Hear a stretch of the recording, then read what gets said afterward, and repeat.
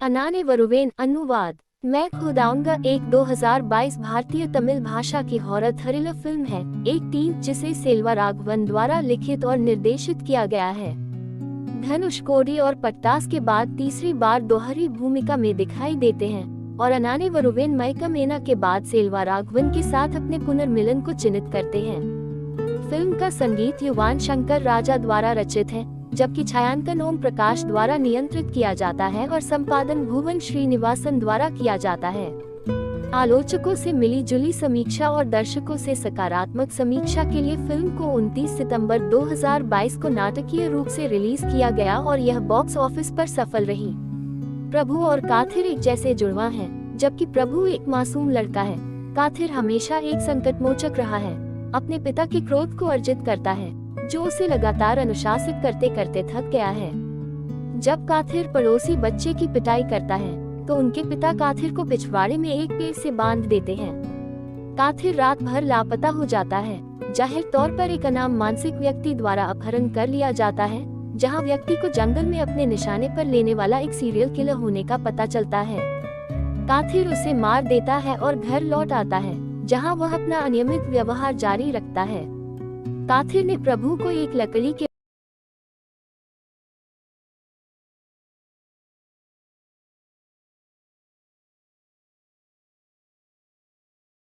बक्से के अंदर बंद कर दिया और अपने पिता को कई बार चाकू मारा, जिससे उनकी मौत हो गई। काथिर की मां उसे पुलिस के हवाले नहीं करती, बल्कि एक स्थानीय संत की मदद लेती है। संत उसे बताते हैं कि जुड़वा सह अस्तित्व में नहीं रह सकते हैं और उनमें से एक को बचाने के लिए उन्हें अलग करना होगा। निराश होकर उनकी मां काथिर को एक मंदिर में छोड़ देती है और प्रभु के साथ भाग जाती है, उसके अनुरोध के बावजूद कि वह उसे वहां नहीं छोड़ती। वर्षों बाद प्रभु एक प्यार करने वाली पत्नी भुवना और एक बेटी सत्य के साथ एक अच्छी तरह से स्थापित परिवार का आदमी है, जिसके साथ वह बेहद जुड़ा हुआ है। 12 साल की उम्र में सत्या में सिजोफ्रेनिया के लक्षण विकसित होने लगते हैं, जो प्रभु के परिवार की शांति को भंग करना शुरू कर देता है। वह किसी अनजान व्यक्ति से बात करने लगती है और अक्सर उसकी नींद उड़ जाती है। आधी रात में बार बार अपनी बेटी को खुद से बात करते सुनने के बाद प्रभु अपने कमरे में एक बेबी मॉनिटर लगाते हैं और अज्ञात के साथ उसके संचार को रिकॉर्ड करते हैं। वह मॉनिटर तोड़ देती है और उसे कमरे से बाहर फेंक देती है, यह खुलासा करते हुए कि अज्ञात व्यक्ति ने उसे मॉनिटर तोड़ने के लिए कहा या वह प्रभु को मार डालेगा। हाल की घटनाओं से चिंतित प्रभु अपनी बेटी को एक मनोचिकित्सक के पास ले जाता है, जो सत्या से उसके कमरे में अज्ञात व्यक्ति के बारे में जानकारी निकालने की कोशिश करता है। सत्या ने खुलासा किया कि अज्ञात व्यक्ति सोनू है, जो एक छोटा बच्चा है जो उससे अक्सर बात करता है। प्रभु और मनोचिकित्सक द्वारा सत्य के इस दावे को खारिज करने के बावजूद कि सोनू मौजूद है, सत्य अभी भी अडिग है कि वह वास्तविक है। अपने स्वयं के शोध के आधार पर प्रभु युवा घोस्टबस्टर्स के एक समूह को काम पर रखते हैं, जिनसे वह यूट्यूब पर मिले।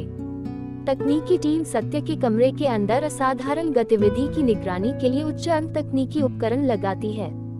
रात के मध्य में टीम यूवी प्रकाश का उपयोग करते हुए पैरों के निशान पाती है, लेकिन सत्या अपने कमरे से गायब है। पैरों के निशान सत्या के कमरे में वापस जाते हैं, यह संकेत देते हुए कि उसने अपने कमरे में एक त्वरित यात्रा की। दरवाजा बंद है, जहां वे फिर से सत्या की आवाज सुनने लगते हैं। सत्य के जीवन के लिए भयभीत और भयभीत प्रभु दरवाजा खोलने की कोशिश करता है, लेकिन दरवाजा खुद को खोल देता है और सत्य मराठी में बात करना शुरू कर देता है। चालक दल प्रभु को सत्य के संचार को समझने और अनुवाद करने में मदद करता है। सोनू की आवाज से प्रभावित होकर सत्य ने खुलासा किया कि प्रभु को काथिर से निपटना होगा और उसके अत्याचारों को खत्म करना होगा, जो सोनू की मौत का कारण बना। कब्जे के प्रभाव को महसूस करते हुए मनोचिकित्सक प्रभु को सोनू की आत्मा के अनुरोधों को पूरा करने का सुझाव देता है। यह पता चला है कि काथिर, जिसे उसकी मां और प्रभु ने छोड़ दिया था, ने आजीविका खोजने के लिए संघर्ष किया, जहां लोगों ने उसका दुरुपयोग किया, जिन्होंने उसका फायदा उठाने की कोशिश की। हत्या की। अपनी प्यास को नियंत्रित करने में असमर्थ काथिर ने उन सभी को मार डाला। आखिरकार काथिर को अपने जीवन का प्यार माधुरी, एक बहरी और गूंगी महिला मिल गई। वे शादी कर लेते हैं और जुड़वा बच्चों सोनू और मनु के साथ जंगल में एक सुदूर केबिन में बस जाते हैं। एक दिन सोनू ने अपने पिता की जीप में खुद को छुपा लिया और काथिर द्वारा जंगली जानवरों के शिकार का दस्तावेजीकरण करने के लिए उसका पीछा किया, लेकिन उसके पिता ने पर्यटकों के एक झुंड को मार डाला, जिन्होंने मारिजुआना के एक छोटे से मुद्दे पर अपने बच्चों के सामने उसका अनादर किया। इससे पहले काथिर ने पर्यटकों को गांजा देने से मना कर दिया था। काथिर सोनू को समझाता है कि वह उसके आग्रह को नहीं समझ पाएगा और उससे इस तथ्य को परिवार के बाकी लोगों से छिपाने का अनुरोध किया।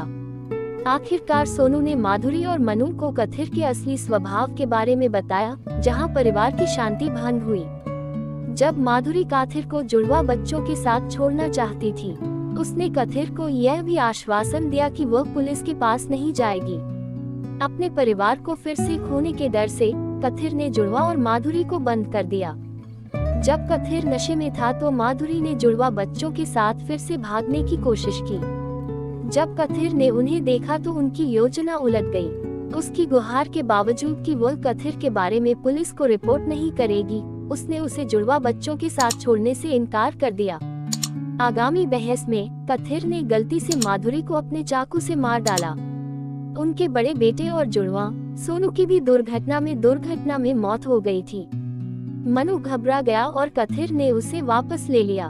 मनोचिकित्सक गुना प्रभु और सत्य चोपड़ा की यात्रा करते हैं, जो एक उत्तर भारतीय पहाड़ी शहर है जो विशाल हरे भरे जंगलों से घिरा है। सत्य तभी जवाब देता है जब उसे सोनू कहा जाता है। सत्य का मानसिक स्वास्थ्य अंततः बिगड़ने लगता है। प्रभु सत्या को सोनू के स्कूल ले जाते हैं। मनु को पाकर वह उससे बात करने की कोशिश करती है, लेकिन डर के मारे भागने लगती है। वह मराठी में बोलती है और सांकेतिक भाषा में संकेत देती है, जिससे मनु का विश्वास प्राप्त होता है। सत्य अपने चाचा प्रभु की मदद से मनु को काथिर से बचाने का वादा करता है। मनु सत्य और अन्य लोगों को उस रात बाद में अपने घर पर मिलने के लिए कहता है और उन्हें सावधान रहने की चेतावनी देता है, क्योंकि काथिर को जंगल के बारे में ज्ञान है और उसके पास अनुकरणीय शिकार कौशल है।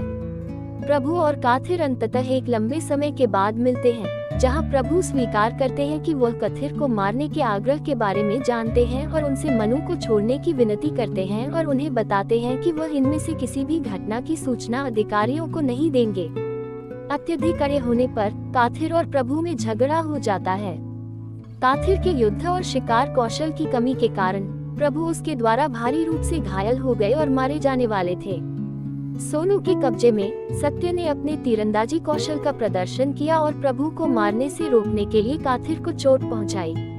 मनु ने काथिर को धमकी दी कि अगर काथिर नहीं रुका तो वह चट्टान से नीचे कूद जाएगा। प्रभु काथिर को पकड़ लेते हैं और वे दोनों चट्टान से गिरकर मर जाते हैं। परिणाम स्वरूप सोनू सत्य को छोड़ देता है। प्रभु चट्टान की चोटी पर चढ़कर वापस आता है। प्रभु का दावा है कि सब कुछ सुलझा लिया गया है और काथिर मर चुका है। हालांकि मनु काथिर के जीवित रहने के कौशल के प्रति आश्वस्त होने के कारण प्रभु से काथिर के अस्तित्व को महसूस करने के लिए कहता है। जुड़वा टेलीपैथी का उपयोग करके यह पुष्टि